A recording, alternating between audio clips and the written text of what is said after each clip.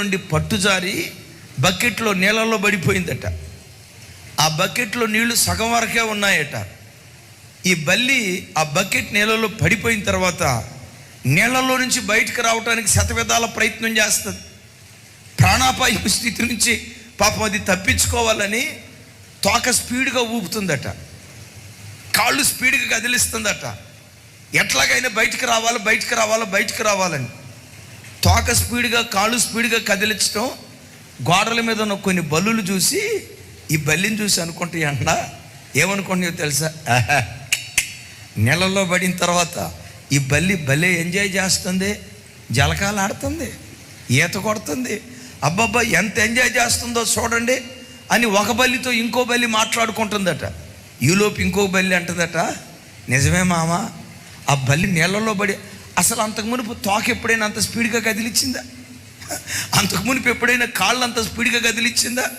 మనం కూడా నీళ్ళల్లో పడితే అంత ఎంజాయ్మెంట్ వస్తుందేమో అని గోడల మీద ఉన్న బల్లులు అనుకున్నాయట.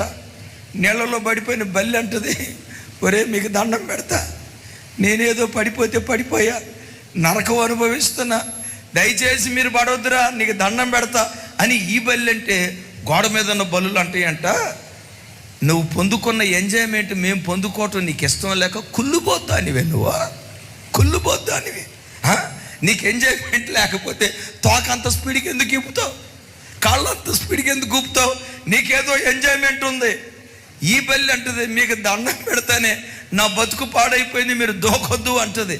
మీరు చూడండి, కొడుకు తాగుబోతు తండ్రి దగ్గరికి వెళ్ళి, నానా నువ్వు తాగుతున్నావు కదా నానా, నేను కూడా తాగాలనుకుంటున్నా, ఈ విషయమై నీ అభిప్రాయం ఏంటి నానా అని ఇంటర్వ్యూ చేస్తే కొడుకు తండ్రి అంటాడు, నీకు దండం పెడతారా నాయన, నా బతుకెట్టు కూడా పాడైపోయింది.